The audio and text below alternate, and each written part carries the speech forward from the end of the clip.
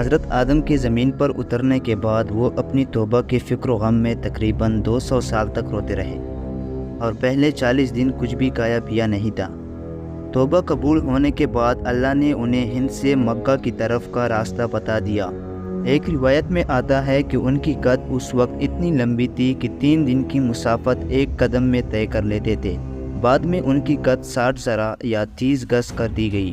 یہ سب ہم آپ کو حضرت آدم کی مکمل کہانی کے پہلے 2 حصوں میں بتا چکے ہیں۔ دوستوں، حضرت آدم جب جنت سے زمین پر آئے تھے تو انہوں نے انجیر کے پتوں سے اپنے آپ کو چھپایا ہوا تھا، لیکن زمین پر آنے کے بعد وہ پتے خشک ہو گئے تھے، تو پھر زمین پر ان کا لباس کون سا تھا؟ حضرت آدم نے کعبہ کو کیوں اور کن پتھروں سے تعمیر کیا تھا؟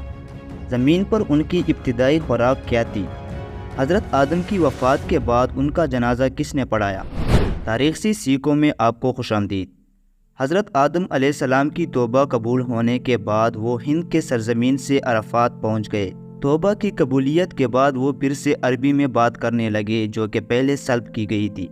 بی بی ہوا بھی جدہ سے عرفات پہنچ گئی اور وہ دونوں اکٹھے ہو گئے۔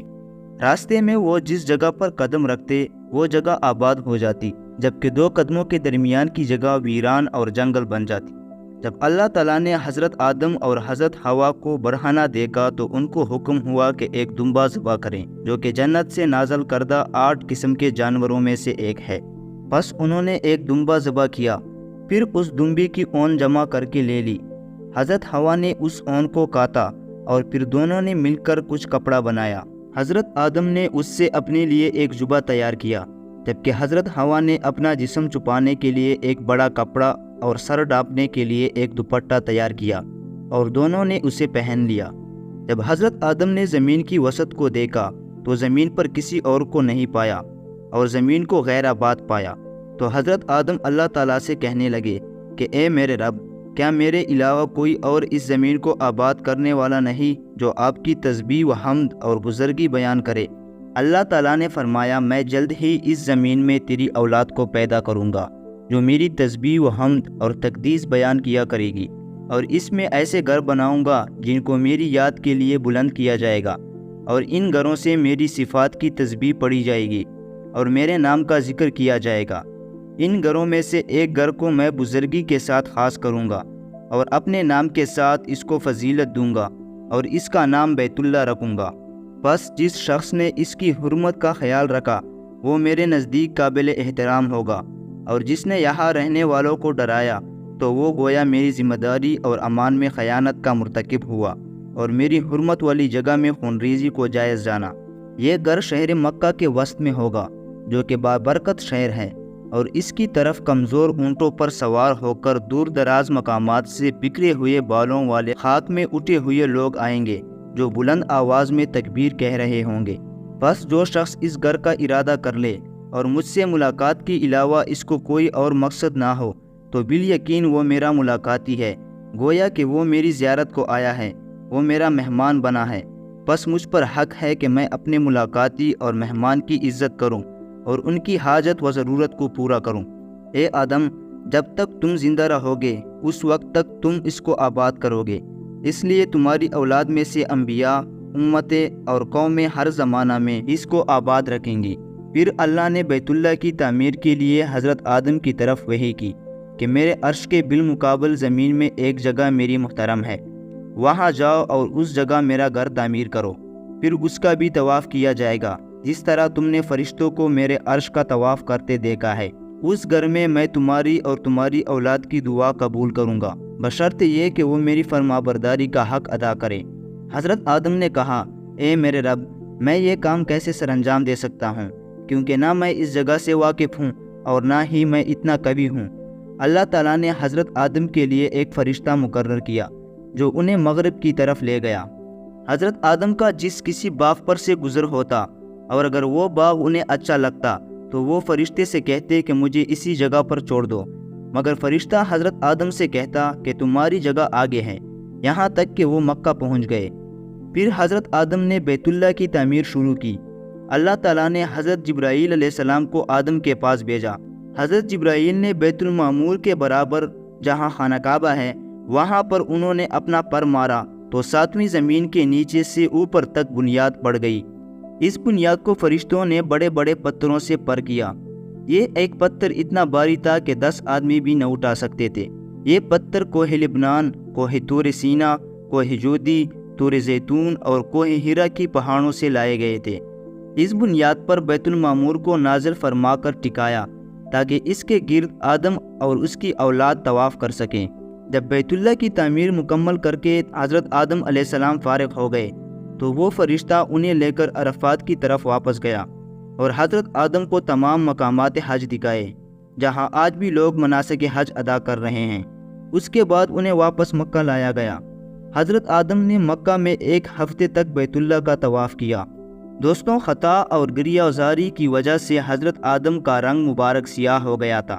اللہ تعالیٰ نے حضرت آدم کو حکم دیا کہ چاند کی 13ویں کا روزہ رکھیں۔ جب 13ویں کا روزہ رکھا تو مبارک بدن کا تیسرا حصہ سفید ہو گیا۔ پھر 14ویں کا روزہ رکھا تو جسم کے 2 حصے صاف اور صحیح ہو گئے۔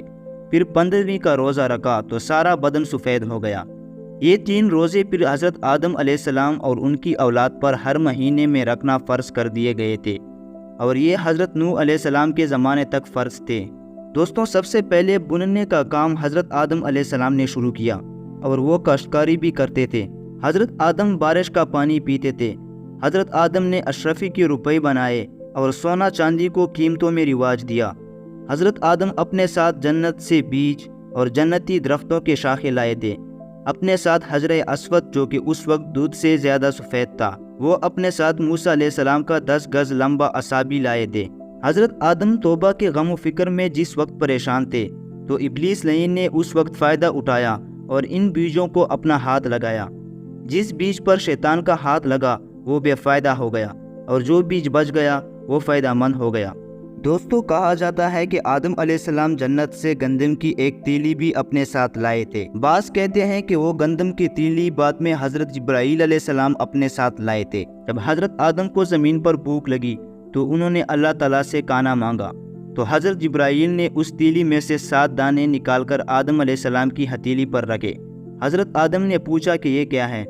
حضرت جبرائیل نے جواب دیا، یہ وہی ہے جو آپ کے جنت سے اخراج کا سبب بنی۔ ان دانوں میں سے ہر ایک دانے کا وزن 1,60,000 درہم کے برابر تھا۔ حضرت آدم نے پھر پوچھا کہ میں ان دانوں کا کیا کروں گا؟ حضرت جبرائیل نے جواب دیا، ان کو زمین میں پھیلا دو۔ حضرت آدم نے ایسا ہی کیا، بس اللہ تعالیٰ نے اس کو ایک ہی گھڑی میں اگا دیا۔ کھیتی اگنے کا یہ طریقہ ان کی اولاد میں بھی جاری ہے۔ پھر حضرت جبرائیل نے کہا، فصل کاٹو، تو انہوں نے فصل کو کاٹا۔ پھر جبرائیل امین نے کہا کہ اب اسے جمع کرو اور اپنے ہاتھوں میں رگڑو۔ انہوں نے ایسا ہی کیا۔ پھر کہا، پھونک مار کر اس کے بھوسے کو اڑا دو۔ حضرت آدم نے پھونک مار کر اس کا بھوسا اڑا دیا، جس کے بعد صرف دانے باقی رہ گئے۔ پھر وہ دونوں 2 پتھروں کے پاس آئے اور ایک پتھر کو دوسرے کے اوپر رکھا۔ حضرت آدم نے ان دانوں کو پیسا اور پھر حکم کے مطابق اس آٹے کو گوندا۔ پھر جبرائیل ایک پتھر اور لوہا لائے۔ حضرت آدم نے ان دونوں کو رگڑا تو آگ نکلی، اور پھر حکم کے مطابق روٹی بنائی۔ یہ آگ پر تیار ہونے والی سب سے پہلی روٹی تھی۔ حضرت آدم اور حضرت حوا زمین میں رہنے لگے۔ وہ دونوں چین اور سکون سے زندگی بسر کرنے لگے۔ بی بی حوا کے حمل سے جوڑا جوڑا بچے پیدا ہوتے تھے۔ ایک لڑکا اور لڑکی صبح کو پیدا ہوتی اور ایک شام کو۔ صبح پیدا ہونے والوں کی شادی شام میں پیدا ہونے والوں کے ساتھ کی جاتی تھی۔ حضرت آدم کے کل 40 اولاد تھے، جبکہ ایک دوسری روایت میں ان کی اولاد 200 بتائی جاتی ہے۔ دوستو، جس وقت حضرت آدم علیہ السلام کی وفات کا وقت قریب آیا تو آپ کو بہشت کے میووں کی خواہش ہوئی، اور خود بسبب ضعف کے حرکت نہ کر سکتے تھے کیونکہ بہت زیادہ ضعیف ہو چکے تھے۔ آپ علیہ السلام نے اپنے بیٹوں سے فرمایا کہ تم خانہ کعبہ کو جاؤ، وہاں میرے لیے اللہ تعالیٰ سے جنت کے میوے مانگو، کیونکہ اس وقت جو کوئی حاجت مانگتا کعبہ مکرمہ میں جا کر دعا کرتا تو وہاں دعا منظور ہو جاتی۔ جب آدم علیہ السلام کے بیٹے گھر سے روانہ ہوئے تو حضرت جبرائیل بما اور فرشتوں کے نازل ہوئے۔ انہوں نے حضرت آدم علیہ السلام کے بیٹوں سے دریافت کیا تو انہوں نے آدم کی خواہش کا اظہار کیا۔ حضرت جبرائیل اور دیگر فرشتوں نے کہا کہ ہمارے ساتھ واپس آ جاؤ، ہم خود تمہارا مطلب لائے ہیں۔ جب فرشتے حضرت آدم کے قریب پہنچے تو حضرت حوا نے موت کا فرشتہ دیکھا تو ڈر گئی اور حضرت آدم کے قریب ہونے لگی۔ تو آدم علیہ السلام نے ان کو روکا کہ میرے اور میرے رب کے درمیان حائل نہ ہو۔ اسرائیل علیہ السلام نے حضرت آدم کی روح مبارک قبض کی تو آدم کے بیٹوں سے کہا کہ تم دیکھو جو طریقہ ہم کرتے ہیں، پھر اپنے مردوں کے ساتھ ایسا ہی کیا کرو۔ پھر فرشتوں نے حضرت آدم کے غسل کے واسطے خوشبو مرکب کی۔ خوشبوؤں میں سے جنت کی بیریوں سے پتے لائے اور آدم علیہ السلام کو غسل دیا اور حنوط مل کر بہشت کا کفن پہنایا۔ چونکہ ان کی اترنے کی جگہ ہندوستان میں تھی، جس کو وہنا کہتے ہیں، وہاں سے ان کی اولاد میں سے 150 آدمی حضرت آدم کو باری باری اٹھائے ہوئے فرشتوں کے ہمراہ گئے اور خانہ کعبہ میں پہنچایا۔ روایت میں آتا ہے کہ حضرت آدم کی وفات پوز نامی پہاڑی پر ہوئی اور یہ جمعہ کا دن تھا۔ حضرت آدم پر جبرائیل علیہ السلام نے امام ہو کر نماز جنازہ پڑھائی اور 4 تکبیریں پڑھی اور مناکی مسجد خیف میں دفن کیے۔ آپ کی قبر مبارک بغلی بنائی تھی، قبلہ کی طرف سے آپ کو قبر میں اتارا تھا اور آپ کی قبر مبارک اوپر سے کوہان اونٹ کی شکل پر بنائی تھی۔ ابو الشیخ نے مجاہد رحمۃ اللہ علیہ سے روایت کی ہے کہ آپ کی کنیت دنیا میں ابو البشر ہے اور قیامت میں ابو محمد ہوگی۔ قیامت میں کسی بہشتی کی منہ پر داڑھی اور مونچھیں نہ ہوگی، بغیر حضرت آدم کے ان کی داڑھی ناف تک لمبی ہوگی۔ اور رسول اللہ صلی اللہ علیہ وآلہ وسلم نے فرمایا کہ اہل جنت کے واسطے کنیتیں نہ ہوں گی، مگر آدم کے واسطے کنیت ابو محمد ہوگی۔ رسول کریم نے ارشاد فرمایا کہ حضرت موسیٰ علیہ السلام نے حضرت آدم سے کہا کہ آپ وہی آدم ہیں کہ حق تعالیٰ نے اپنی طرف سے خاص روح آپ کے اندر ڈالی اور ہر چیز کے نام سکھائے اور فرشتوں سے سجدہ کرایا اور بہشت میں رہنے کے واسطے بہترین اپنی طرف سے جگہ دی۔ حضرت آدم علیہ السلام نے فرمایا ہاں میں وہی آدم ہوں۔ پھر موسیٰ علیہ السلام نے کہا پھر آپ کیوں بہشت سے نکلے اور مشقت میں پڑے اور ہم کو بھی تکلیف میں ڈالا؟ حضرت آدم علیہ السلام نے فرمایا تم کون ہو؟ موسیٰ نے فرمایا میں موسیٰ ہوں۔ پھر آدم علیہ السلام نے کہا تم وہی موسیٰ ہو کہ خدا کے ساتھ تم نے باتیں کی اور تجھے برگزیدہ پیغمبر کیا اور مناجات کا رتبہ عطا کیا اور توریت عطا کی؟ حضرت موسیٰ نے فرمایا ہاں میں وہی موسیٰ ہوں۔ پھر حضرت آدم نے فرمایا سچ کہو توریت میری پیدائش سے کتنا عرصہ پہلے لکھی گئی ہے؟ موسیٰ علیہ السلام نے فرمایا 2000 برس پہلے لکھی گئی ہے۔ پھر آدم علیہ السلام نے فرمایا کہ توریت میں یہ بات لکھی ہوئی ہے کہ نافرمانی کی آدم نے اپنے رب کی؟ موسیٰ علیہ السلام نے فرمایا البتہ موجود ہے۔ پھر آدم علیہ السلام نے فرمایا پھر مجھے کیوں ملامت کرتے ہو کہ میری پیدائش سے 2000 سال پہلے اس کو پروردگار عالم نے قدر کر دیا تھا؟ رسول کریم نے فرمایا پھر آدم علیہ السلام موسیٰ پر غالب ہو گئے اور موسیٰ علیہ السلام خاموش ہو گئے۔ امید کرتا ہوں آپ ہماری ویڈیو کو دل سے لائک کریں گے اور اپنے دوستوں کے ساتھ شیئر کریں گے۔ ملتے ہیں ایک نئی شاندار ویڈیو میں۔